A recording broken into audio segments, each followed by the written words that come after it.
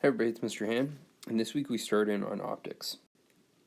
So what I hope you'll understand by the end of this lesson is what light is, basically, and how it's made, and how we interact with light as human beings, a little bit sort of towards like the cellular level, because we just finished up with biology and with cells, so I want to sort of explain how we interact with light sort of in that biological way. So let's just start by looking at how light interacts with materials. So there's a couple different ways that light can interact with material. Okay, if that material is transparent like a window, okay, light passes through unchanged. And what that looks like is when we show light, okay, in this optics unit, we show it traveling in like a straight line. Okay, so light leaving this candle, for instance, okay, would travel straight through unchanged as it goes through that glass. That's what allows us to see what's on the other side of the glass, because we don't actually see images. What we actually see is the light coming from those images, or the light that's bouncing off of those images. So when we see these trees through the window, we don't actually see the trees. What we actually see is the sunlight that's outside coming down, bouncing off that tree, coming in through the window, and hitting us in the eye. Okay? Opaque objects look opaque because they actually reflect all the light that hits them. Okay, so opaque objects do not allow light to get through. So, for instance, a sweater or any kind of material or wood or metal would reflect the light that hits it at the surface. And so, what that looks like is you have light coming out in straight lines off this candle and then bouncing back off an opaque object. Okay, some opaque objects create a reflection, and some opaque objects don't create a reflection. So, for instance, I can't see my own reflection in a sweater, and we'll talk about what's happening there. There's actually two kinds of reflections that happen there. Okay, and reflection is just when light bounces off of something. So, light can bounce off of something in a couple different ways, and we'll get into that a little bit later on.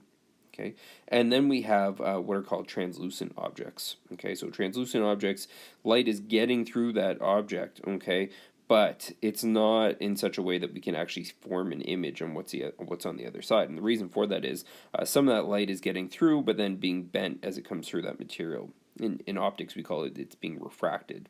Okay, some of it's being bent at different angles, some of it's being reflected back inside, some of it's being bent in an opposite direction, and so that light coming through is never going to form an image. Okay, whereas if we look at the light coming through a transparent object, okay, it's traveling in nice straight lines that haven't changed, and that allows our eyeball on the other side to form a nice image of what it is we're seeing. Okay. And so when we see things, we're not actually seeing them, we're seeing light that is bouncing off of them. And what we'll learn about this week is that white light, let's say like light from the sun, for instance, or from a light bulb, okay, is actually all the colors of the rainbow. You may have noticed this before. Whenever you have white light passing through a prism or the edge of a mirror, okay, or like a glass or rain droplets in the sky, what you end up seeing is actually a rainbow forms. Okay, so when we think about white light, what I actually want you to think about is all the colors of the rainbow. Okay, the colors that we see formed in a rainbow, the only colors that are there are red, orange, yellow, green, blue, indigo, which is dark blue, and then violet, which is purple. Those are the only colors that are there. You'll notice that pink isn't there, and we'll talk about that a little bit later on this week, how that happens. Okay, so when we see a red apple, what we're actually seeing is the surface of that apple has chemicals on it. Okay, pigments specifically that are part of the skin of that apple. Okay, and they are designed in such a way to absorb all the other colors except for red. Okay, and so that red light is then what our eyeball sees. So if we look over here, here's sort of a cross section of our eyeball. We don't actually see the apple; we see the red light reflecting off the apple, and that's why the apple appears red. Okay, same thing if we were to zoom in on our green pepper here. Okay, so we still got our sunlight coming in from the sun. Okay, and this time, okay, because a green pepper is green, okay, it appears green to us. What that means is these pigments, again, that are in the surface of this thing, okay, are absorbing all those other colors of light and only reflecting green. That's why a green pepper looks green to us. So we don't actually see things, we see the light that bounces off of things.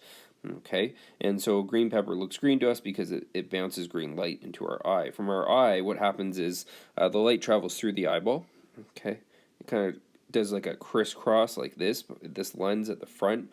Okay, what that does is it takes the incoming light, okay, and focuses it to the back of our eye, okay, onto our retina, which is right here.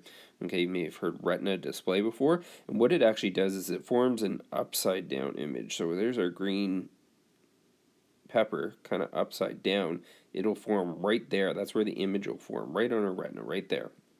Okay, and then what happens is right on that retina, we start to get into cells again. Okay, you have two types of cells there. You have rod cells and you have cone cells. So the cone cells help us see like shape and depth and contrast. Okay, or sorry, the rod cells help us see shape, depth, contrast. The cone cells allow us to see color. Okay, and we see three primary colors: blue, red, and green. We don't see any other colors, and every color that we see is actually just a combination of red, blue, and green, and that's how our brain makes sense of those colors. So that's how we see things. We don't actually see them. Okay, the light from those things bounces off of them and comes into our eyes. So we need reflection in order to be able to see. This is why you can't see at night, because there's no light available. You know, if there's no moon, if it's cloudy at night and it's dark at night, there's no light available, you can't see. That's why it becomes very difficult to see at night. Okay, so how is light produced? Well, there's two ways. There's what's called incandescence. That's where things get really hot and then they give off heat. You've probably seen this in your stove, the element at the bottom of your stove or in your toaster. It'll start to glow. If you get things hot enough, eventually they'll start to give off heat. And this is what happens in the sun as well. The sun just gets really, really hot and it gives off light. Okay, so anytime we get something warm in order to give off heat, that's called incandescence. You don't see a lot of incandescent light bulbs anymore. We used to have incandescent light bulbs. They had filaments inside of them. Those filaments, the electricity would go through them. There'd be a lot of resistance. It would create a lot of heat, and eventually those filaments would glow.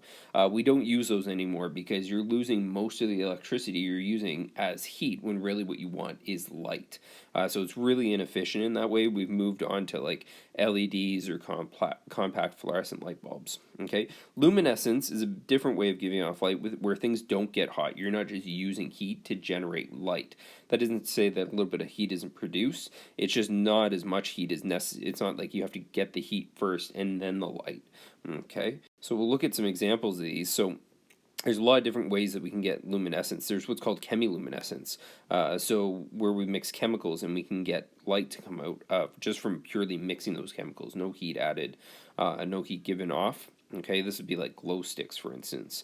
There's also what's called bioluminescence. So bioluminescence is like living things that can produce their own light. Fireflies and glowworms do this. A lot of creatures at the bottom of the ocean use bioluminescence to be able to operate that deep. There's what's called electric discharge. So you see this in like streetlights and neon signs where electricity moving through a gas will actually generate light. Okay, and that's how compact fluorescent light bulbs work as well. Now, fluorescence is a little bit of a different thing because fluorescence takes electric discharge and takes the ultraviolet light that it also produces that we can't see and uses like a phosphor coating on the inside and reproduces white light. So it actually becomes very bright in that way. So you see this in those energy efficient light bulbs, the ones that are kind of twirly like this. Light is energy and it travels like a wave. So that's always kind of hard because we always draw light as traveling in straight lines. But it's actually, if you get really right down to it, it's actually a wave. It's what's called an electromagnetic wave. Okay, that means that it carries both an electrical energy and magnetic energy. They're actually oscillating waves that are moving perpendicular to each other, so at 90 degrees. We kind of simplify it down to this. So if we look at what's called the electromagnetic spectrum, there's a wide range of electromagnetic waves. Okay, so there's radio waves. You've probably heard of them before. Microwaves. Okay, we use those for heating food. Infrared. Okay, you might have seen that with like infrared cameras. And in this week, I do a quick demo of how we use infrared light in our remote controls, for instance. So please watch for that. And then we get into what's called the visible spectrum. So the visible spectrum's here, okay, and it runs from infrared all the way over to ultraviolet, okay, which is kind of neat when you think about it. When you think about those names, okay, they tell you a little something about what it is you're looking at. So right here is sort of the end of purple, okay, and over here is where the end of red is, and so infrared is beyond red. Okay, so we can't see it because it's beyond red. It's a color that's beyond red. We can't see colors beyond red. Okay, we don't know of any colors beyond the 7 main colors. You could try as hard as you want to think of a color outside of those 7 colors, but you'll never be able to create one in your mind. Okay, and ultraviolet is beyond purple. Okay, so those are light that we are concerned with because we can use them. So for instance, we can register infrared light on cameras, for instance, to be able to see at night. Police services and military services often use that technology to be able to see suspects at night.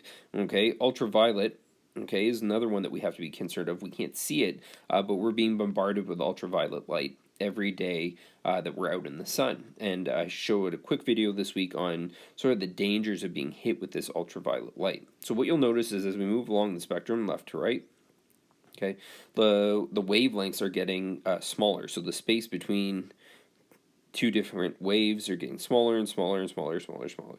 Okay, these guys down here are the dangerous ones. Okay, so ultraviolet is dangerous. It can cause cancer because it can penetrate our cells and cause damage. It's got that small wavelength, high energy. Okay, these are ionizing. X-rays. So when we go get an X-ray done, we always wear a lead apron to sort of protect our main central organs. Okay, so that we're not being exposed to those X-rays. And then gamma rays. That's what comes off of like nuclear waste, for instance, or like a nuclear reactor or like a nuclear explosion. Those gamma rays are dangerous, and there are natural sources of gamma rays as well. They're dangerous, they're ionizing, they can cause cancers as well. So all of these electromagnetic waves are dangerous. When we go over to the other side, when we look at radio waves, not dangerous. Radio waves are moving in and out of our house all the time. Your Wi-Fi works on radio. Your Bluetooth works on radio. Okay, it's working on waves in this part of the spectrum. Okay, so they're not dangerous to us. Okay, your LTE, your 4G, your 5G, it's all in the radio wave spectrum. I have a great video at the end of this week's lesson, all about radio waves, 5G, and the science behind it. So if we just kind of zoom in, these are the colors that we see again. Okay, we see red to purple. Okay, beyond purple is ultraviolet. Okay, beyond red is infrared. Colors, for instance, that we can see, what actually allows us to see different colors is the difference in their wavelength.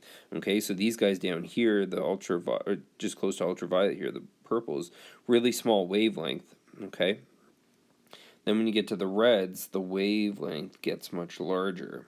Okay, green would be somewhere kind of in the middle. And so what allows us to distinguish between these colors is the wavelength of the electromagnetic.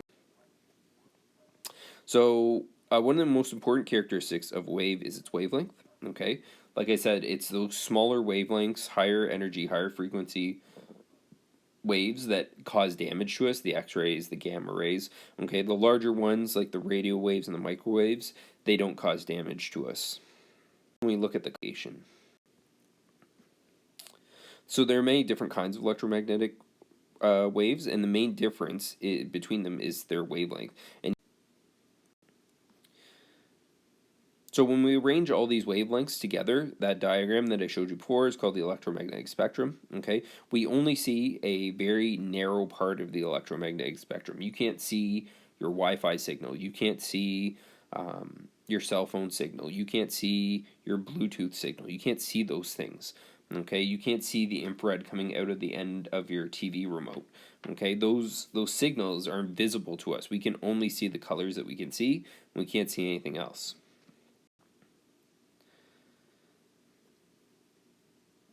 Now, the other interesting thing about the electromagnetic spectrum is the temperature that goes along with these colors. So each color actually has a temperature that's associated with it, which is kind of interesting when you think about it.